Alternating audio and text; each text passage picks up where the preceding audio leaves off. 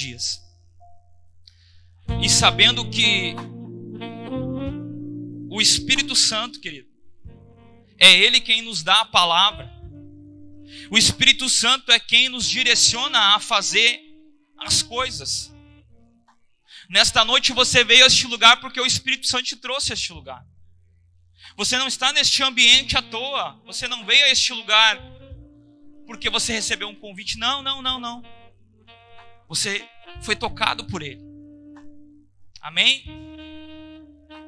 E aqui a Bíblia diz que Eliseu fez flutuar um machado. Mas o título já fala comigo.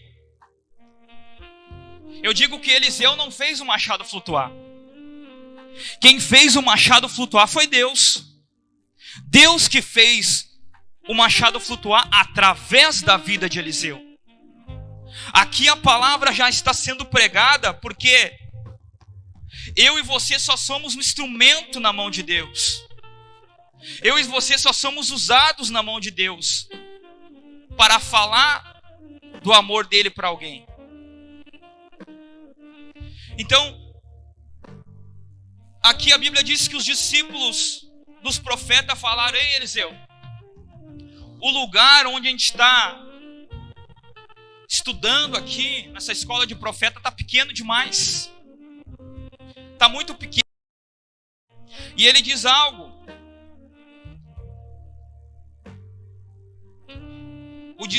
Os discípulos dos profetas disseram a Eliseu: como vês, o lugar onde reunimos contigo é pequeno demais para nós. E o que ele diz? Vamos buscar os troncos, vamos buscar uma estrutura para aumentar a nossa tenda. O segundo ponto que eu vejo aqui nessa noite é sobre a unidade, queridos. Aqui os filhos dos profetas aqui, os discípulos estão dizendo assim, para a gente aumentar a nossa tenda, a gente tem que se reunir.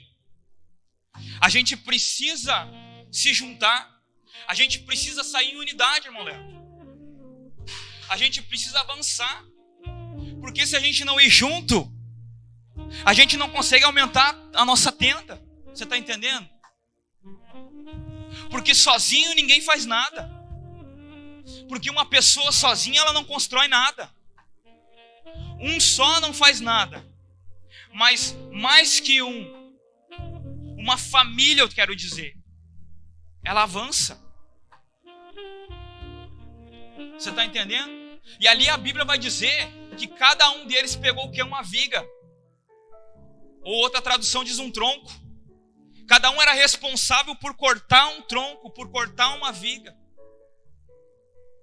Cada um tinha o dever de cortar uma viga, cortar um tronco, para levar até o local onde eles iam construir algo. O que eu tiro de ensino para nós aqui nessa noite? Que eu e você só vamos avançar quando a gente andar em unidade. Quando cada um de nós não pensar em si próprio, mas pensar ao todo em família. Sabe por quê? Porque muitas vezes, às vezes a gente está triste, às vezes a gente está cansado, às vezes a gente está angustiado em alguma área, e a gente está lá. Mas se a gente ficar sozinho, sentadinho num canto, a gente vai morrer naquele canto sozinho. Mas se tiver uma família, querido, que dizer: ei, te levanta daí, eu te tomo pela mão, vem. Não fica nesse lugar aí, porque aqui nós somos uma família. O Senhor não te chamou para andar sozinho. O Senhor te chamou para ser família. Eu e você somos família. Sabe, quando no grupo dos intercessores ali, tem muitas pessoas que estão enfermas, muitas pessoas que são da nossa igreja que estão enfermos. Pastor Neucia, Dona Iraí, né? E o que a igreja faz? A igreja ora. E você temos o dever de orar uns pelos outros. A oração move a mão de Deus, querido. Hoje, essa semana foi segunda-feira. Eu ministrava um rapaz na empresa. E quando eu estou trabalhando com alguém, não tem. Se eu pegar, querido, irmão, não escapa. Eu tenho que falar. E a gente conversando em algumas coisas, ele falou assim, eu disse, em que tu crê? Ele disse, eu creio na reencarnação. E eu disse para ele, tá, então me diz uma coisa, no dia do juízo final, no dia do que a gente se reunir no tribunal de Cristo, quantas vidas tu vai apresentar ali? Ele ficou sem palavra. E ali eu comecei, naquela brecha que ele me deu, eu comecei a ministrar a vida dele. E eu comecei a falar sobre o que Jesus faz na vida da pessoa. Contei meu testemunho, de onde é que o Senhor me tirou. Falei quantos anos eu já estava na igreja, que a igreja é uma família. E ali ele foi amolecendo. Aquelas crenças dele começaram a cair tudo por terra. Porque era coisas rasas. Ele não tinha base nenhuma. Ele não tinha entendimento nenhum. Você está entendendo? O povo aí fora, ele perece por falta de conhecimento, querido. E para onde está indo esse povo? Para onde está indo essas pessoas? De mal a pior, muitas vezes. Sabe? Nós como igreja, a gente precisa ser uma igreja unida, família. Como irmãos mais velhos, como pais. Uma vez eu ministrei sobre paternidade, que a gente precisa acolher aquele que chega na porta ali, não importa o estado que esteja. Eles chegam como bebês espirituais, que eles vão chorar no teu ombro, vão te pedir colo, querido. E tu vai ter que dizer, não, pode chorar aqui, ó. Eu sei que tu está passando. Eu sei que tu pode não entender hoje. Eu sei que tu pode não compreender hoje o que o Senhor está falando ao teu coração. Mas entenda algo, você foi levantado neste lugar para ganhar alguém, querido. O teu propósito na terra é ganhar alguém, é transformar uma vida. Às vezes eu fico pensando assim, os jovens, mas eu não sei qual que é o meu chamado. Querido, teu chamado é ganhar vidas. Vamos para o texto aqui. E a Bíblia diz que eles foram, vamos ao Rio Jordão, onde cada um de nós poderá cortar um tronco, para construirmos ali um lugar de reuniões. E Eliseu disse, o que Eliseu disse? Tem uma tradução que ele fala assim, ide, ou podem ir, ide.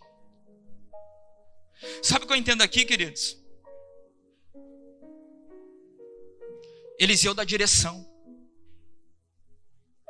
Eliseu aponta. Ele dá direção.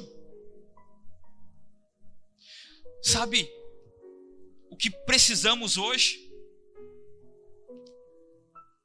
Não faça nada sem a autorização dos céus, querido. Ore primeiro. Ore primeiro. Primeiro eles perguntaram para quem? Para Eliseu. Sabe quem que é Eliseu aqui? Eliseu não é só o profeta, querido. Ele é a voz de Deus na terra. Eliseu nessa mensagem, nesta palavra, ele é Deus. Profeticamente falando, ele é Deus. E Eliseu, ele está dizendo assim, ide, vão, podem ir. Eu autorizo vocês a ir. Sabe, mas muitas vezes a gente não quer orar a Deus. A gente quer fazer as coisas do nosso jeito. A gente quer, dessa maneira que eu estou levando a minha vida, tá bom. Não é assim. Desse jeito que eu tô, tá legal. Mas a gente esquece de uma coisa, de um detalhe muito importante. Que a gente deve tudo para Deus. A gente tem uma dívida eterna com Ele, querido. Impagável. E o que Ele pede de mim, de você, é que frutificamos. Que venhamos a dar frutos. Sabe aquela figueira que Jesus, ele olha assim a figueira, ela tá verde. Aparentemente ela tá bonita. Mas quando ele chega naquela figueira, ele olha e não tem fruto nenhum. É só aparência. A figueira só está de aparência. Sabe o que eu quero dizer nessa noite, querido? É que a gente precisa tomar uma decisão de ir onde Deus está nos mandando. O profeta disse: podem ir. Trabalhem.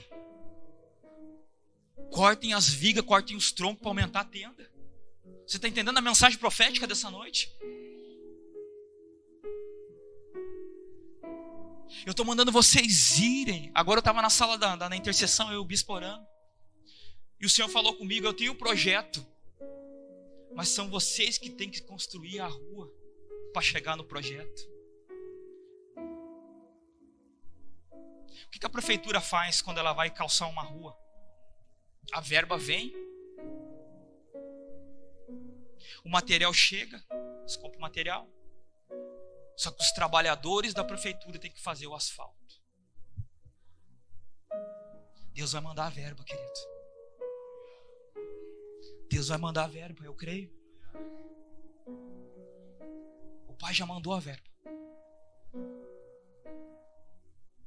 Só que eu e você precisamos se movimentar. Amém? E ele diz: podem ir. Então um deles, quantos? Um deles. A Bíblia diz que um deles perguntou: não gostaria de ir com um dos teus servos? Os teus servos? Só um, querido. Ele perguntou se o profeta queria ir junto.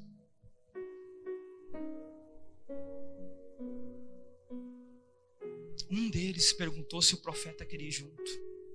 Sabe?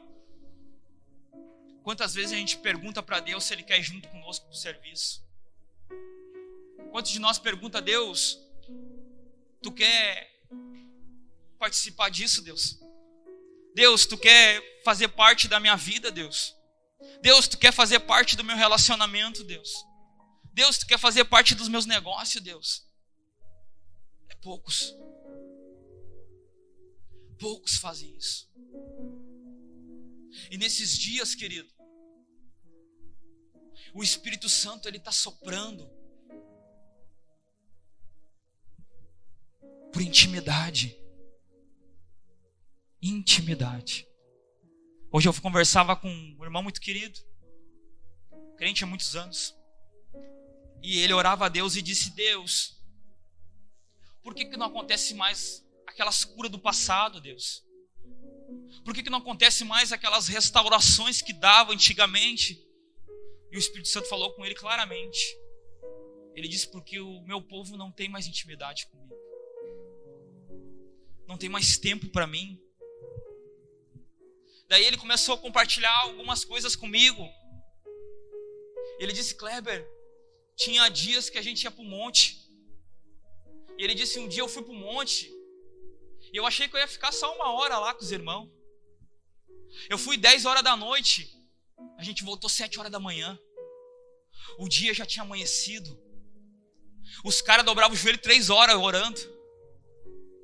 Tinha um homem lá no monte que estava, não lembro se era 7 ou 8 dias, buscando pela cura de um filho. Ele disse que só ia sair de lá quando Deus curasse o filho dele. Olha a fé desses caras. Olha como o povo de antigamente fazia loucuras. E o fogo caía. E a cura acontecia. E o mover Por causa da intimidade.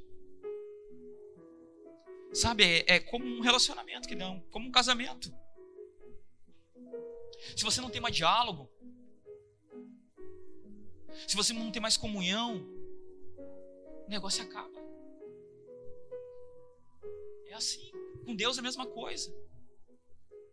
Se não temos diálogo com Deus, se não temos uma vida, não estou dizendo que você não tenha. Estou pregando nessa noite, quem sabe para alguém que está me assistindo pelo YouTube. Quem sabe você não busca mais Deus. Quem sabe você deixou de orar.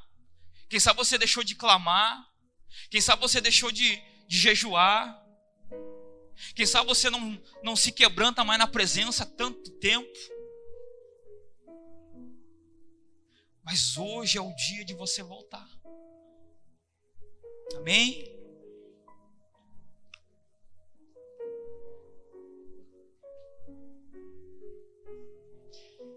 Continuando na palavra, queridos. Então ele foi com eles. E eles foram ao Jordão, lá no versículo 4. E começaram a derrubar as árvores. E um deles estava cortando um tronco e o ferro do machado caiu na água. E ele gritou: "Ah, meu senhor, era emprestado."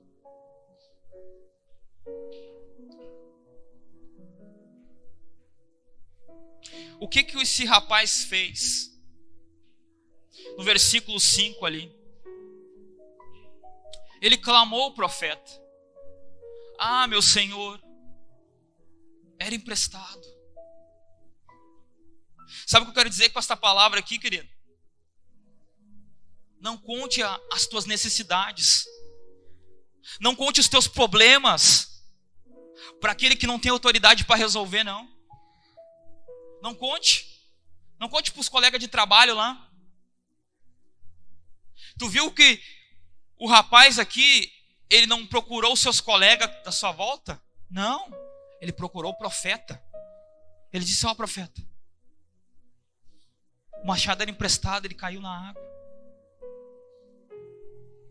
Sabe, eu estou dizendo para você, abra teu coração para Deus. Entrega a tua vida para Ele. Entrega os teus objetivos para Ele. Entrega tudo na mão dEle. É só Ele que pode resolver os teus problemas.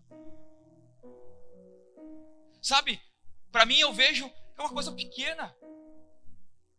Ah, um machado caiu na água. O ferro do machado caiu na água.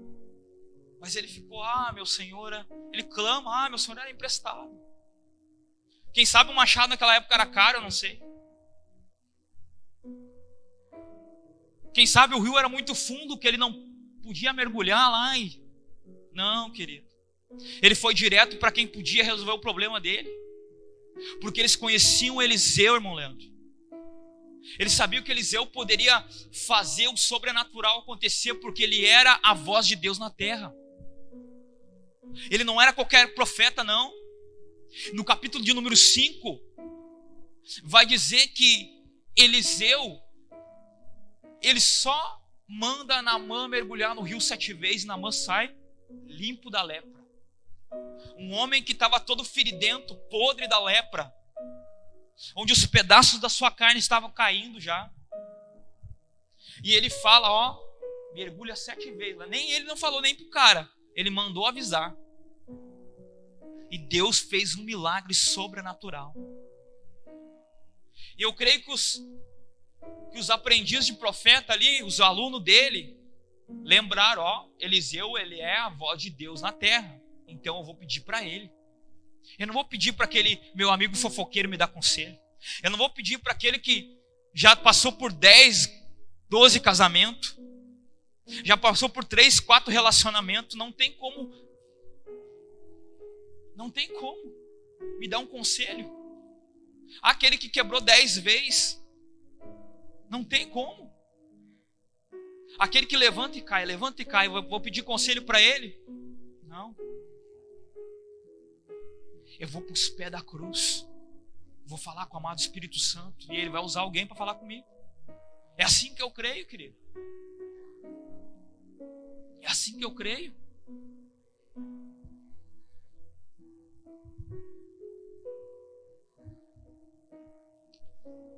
Amém? E pegando um gancho dessa palavra aqui, ele estava cortando a árvore, ele estava cortando a sua viga, o seu tronco, mas o seu machado está frouxo. Outrora esse machado também não tinha nem fio. Ele começou a bater, até que voou longe. Ele começou a trabalhar em cima daquela viga, em cima daquele projeto, em cima daquela estrutura. Só que voou, a ferramenta voou longe. Sabe o que eu entendo aqui, querido?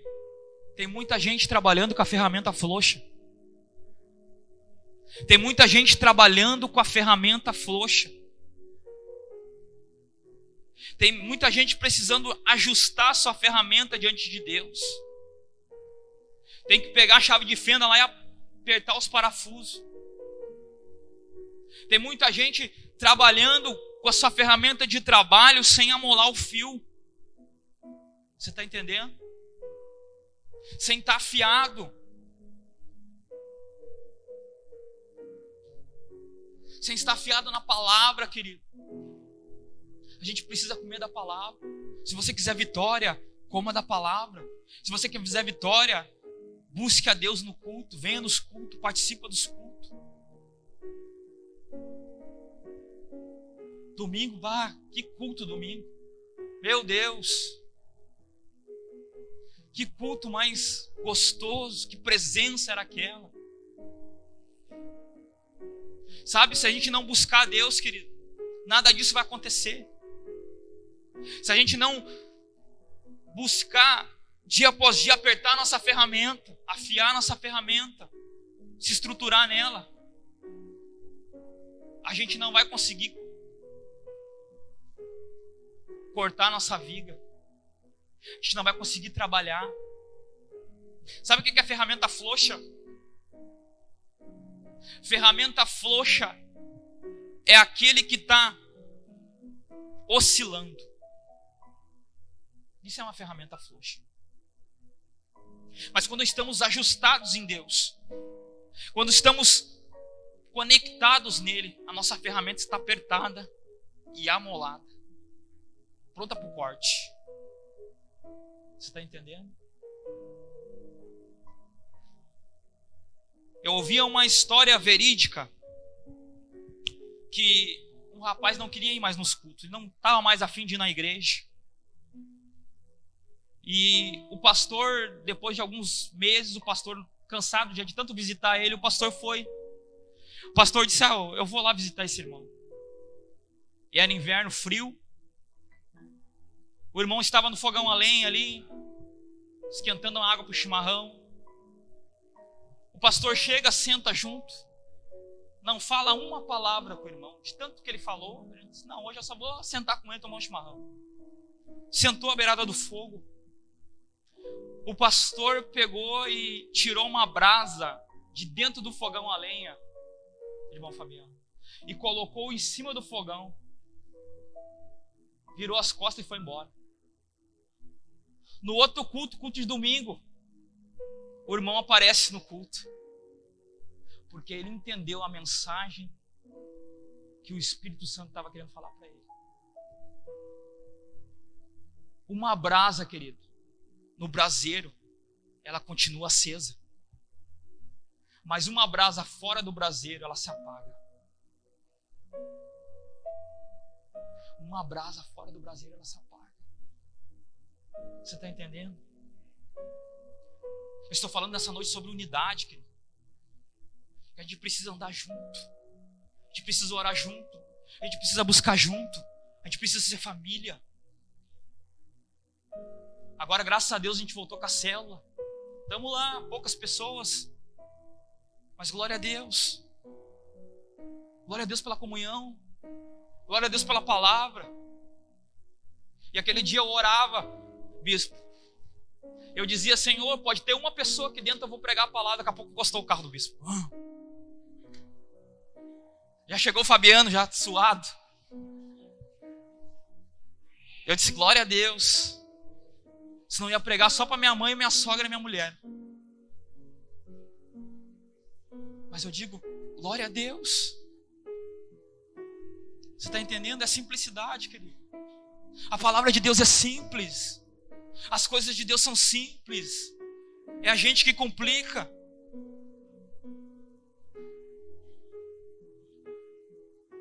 Sabe? A gente precisa ajustar nossa ferramenta.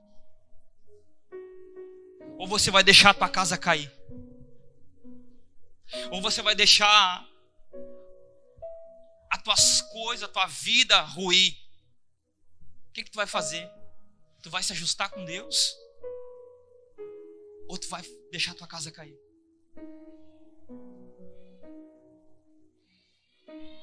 Sabe? Como ele fala aqui, ei meu Senhor, a ferramenta é emprestada. Porque a ferramenta que nós temos, querido,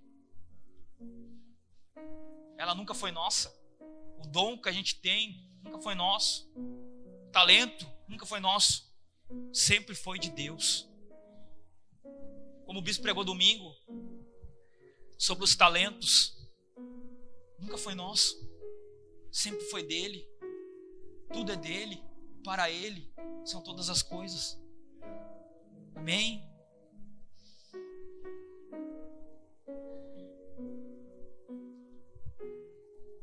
E a Bíblia diz aqui que o profeta pergunta para ele.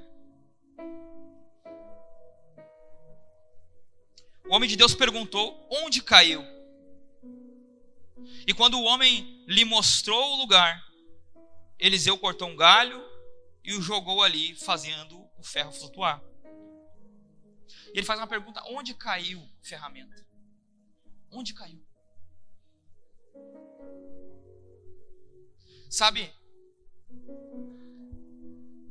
a gente precisa mostrar para Deus, muitas vezes, aonde a gente caiu. A gente precisa contar para Deus, mostrar para Ele aonde a gente caiu, ou aonde a gente está oscilando. Que é só Ele que nos ajusta, querido. É só Ele. Aonde você caiu? Deus não pode te levantar se você não confessar o local da queda. Você está entendendo? Se você não abrir sua boca, Ele não vai te tirar daquele lugar. Segundo ponto aqui, ó, que eu anotei: o pecado não se esconde, o pecado se confessa. Quer ser tratado? Confessa a área. Aonde você caiu? Para a gente andar em unidade, querido, para a gente andar em comunhão, em família, muitas vezes a gente tem que confessar coisas. Muitas vezes a gente tem que abrir o coração. Muitas vezes a gente tem que botar para fora. E o mais interessante é que o profeta, ele faz algo profético ali. Ele corta um galho verde.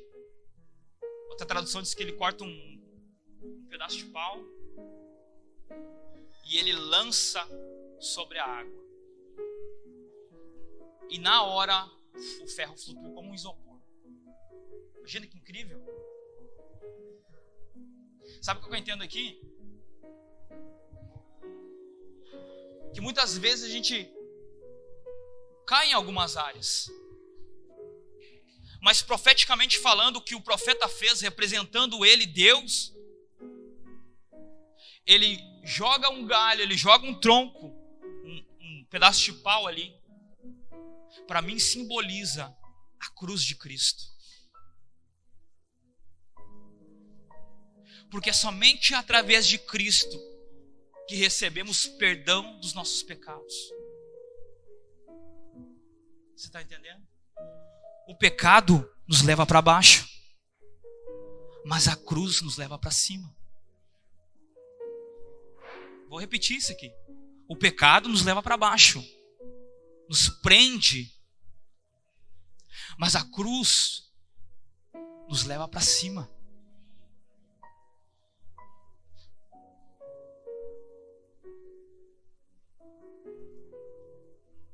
horizontal, vertical. Você está entendendo? O formato que é a cruz, querido. Ela nos liga entre nós como família e nós todos em Deus. Ele nos comprou, querido, a todos, para a gente ter acesso. O véu se rasgou. Amém? Isso ali simboliza a ação da cruz, querido.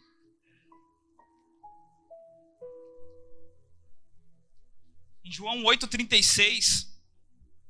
João 8,36. Se você quiser abrir.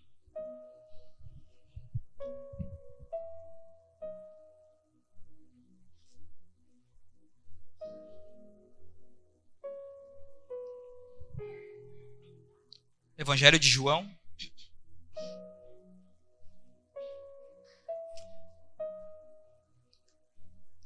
Amém? A Bíblia diz assim, escute. Se o Filho vos libertar, verdadeiramente sereis livres. Se o Filho, que Filho? Jesus. Se Ele vos libertar, verdadeiramente sereis livres. Sabe? Eu encerro por aqui. A gente precisa, querido, entender algo. Que quando estamos oscilando, vacilando, a gente precisa abrir o nosso coração para Deus. A gente precisa abrir a nossa vida para Ele. Em todas as áreas. Não é só em algumas áreas. Porque quando a gente convida Deus para fazer parte da nossa vida, é um casamento, querido. Não é tu só pode entrar aqui. É que nem quando tá namorando, né? Os primeiros dias que o namorado vem em casa, a namorada vem em casa. Tu só entra só na sala aqui, nos quartos não pode entrar. Porque tu tá só num namorico com Deus de quarta-feira. Tá entendendo? Com Deus não é namoro, querido, é casamento. Com Deus é aliança. Muitas vezes a gente não quer ter uma aliança com Deus. A gente quer ter um namorico de quarta-feira só com Ele. Só de vez em quando.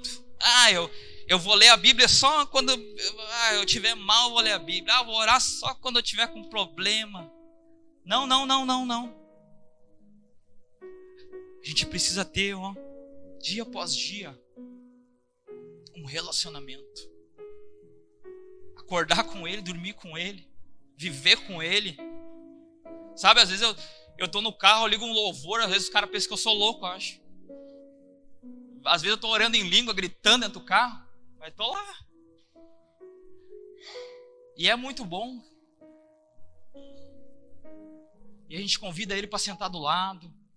Quando veja, começa a sentir umas coisas, uma presença dentro do carro. Sabe? É tão bom, querido, a gente viver essas coisas sobrenaturais na nossa vida. E se você não provou, você vai provar. Amém?